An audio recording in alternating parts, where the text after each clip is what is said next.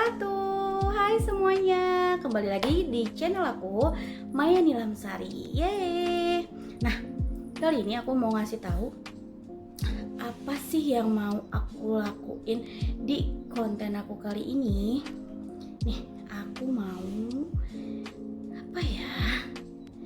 Jadi kemarin aku posting tentang salah satu postingan di Facebook, dan aku minta salah satu teman-teman Facebook untuk menanyakan hal yang berkaitan dengan bisnis. Dan kali ini pertanyaannya ada 50, tapi aku pengen jawab pertanyaan dari Susi Karyati. Nah, ada nggak Susi Karyati? Nah, pertanyaannya, gimana caranya saat kita merasa terlalu nyaman dalam hidup, seperti tidak merasa punya tantangan? Tolong ya Mak, meskipun terlambat, anak aku sedang demam. Oke. Dia tuh sepertinya menanyakan tentang bisnis, gimana caranya ketika dia berbisnis dia keluar dari zona nyaman. Mungkin maksudnya itu kali ya. Di sini saya ingin menjelaskan bahwa memang penting sekali di dalam bisnis itu adalah keluar dari zona nyaman. Kalau kita masih ada di zona nyaman, tandanya kita tidak akan bisa berkembang dan bertumbuh.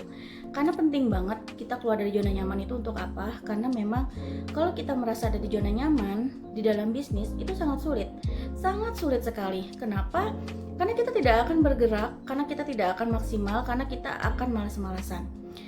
Contoh hal kenyamanan dalam hidup kita di dalam misalkan contoh, kita merasa puas.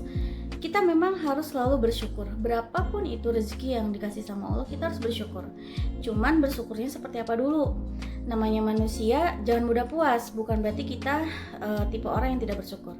Dalam arti tidak mudah puas itu adalah ketika kita mendapatkan sesuatu, ya kita jangan mudah puas. Karena kalau kita mudah puas, kita akan stuck di situ dan kita akan berhenti. Dan kita akhirnya akan berada di zona nyaman. Contoh kecil, misalkan saya ada salah satu teman yang omsetnya sudah hampir ratusan juta. Yang saya lihat dia udah jarang iklan, yang saya lihat dia udah jarang action. Ternyata teman saya ini merasa bahwa dirinya ada di titik jenuh. Nah, inilah yang bahaya. Ketika dia merasa ada titik jenuh, ketika dia merasa ada di zona nyaman, akhirnya datanglah rasa malas itu. Itu yang sangat bahaya sekali. Makanya kenapa setiap kali kita punya impian, ketika impian sudah tercapai, ayo impian apa lagi selanjutnya? Terus selalu ada impian-impian. Setiap ada impian yang tercapai, impian baru lagi, tingkatkan impiannya.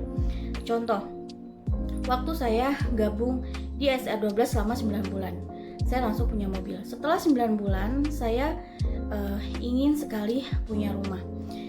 Nah, 2 tahun di SR12 saya memiliki rumah dari SR12 real.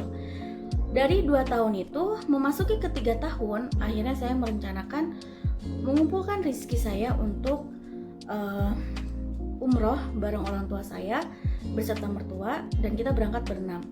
Sisanya setelah saya berangkat umroh, saya miliki impian lagi, yaitu memiliki cash toko.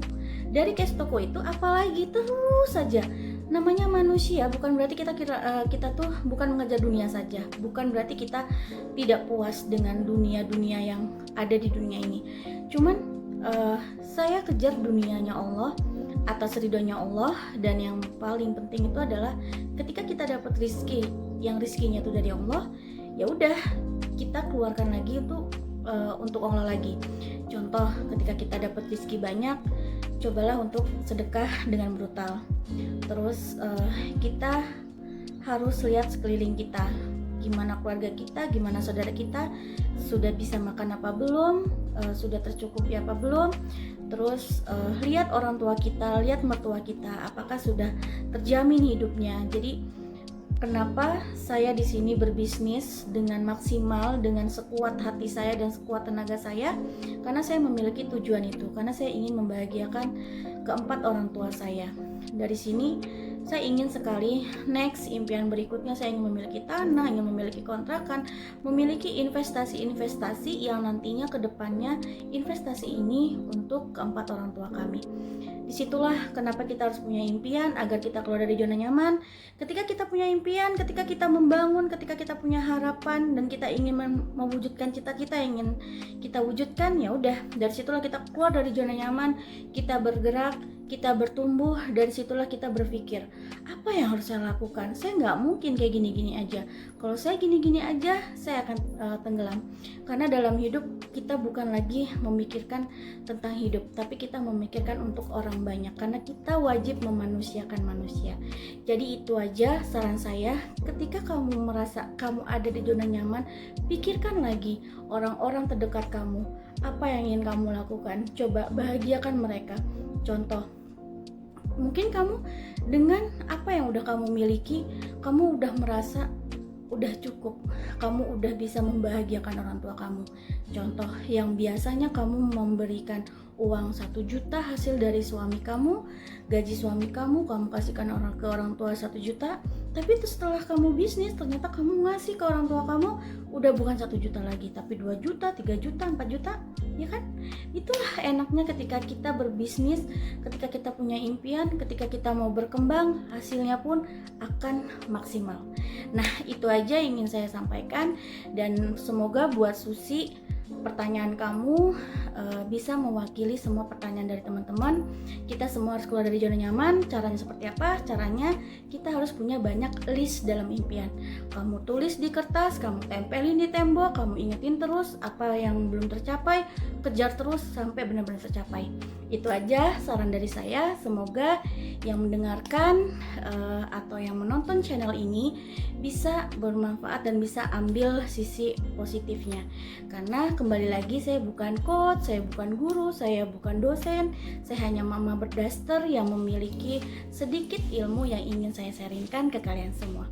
Dan terima kasih buat kalian semua yang sudah nonton. Jangan lupa di like, komen, dan subscribe ya. Terima kasih. Assalamualaikum warahmatullahi wabarakatuh. Terima kasih yang sudah nonton. Jangan lupa di like, komen, dan subscribe ya.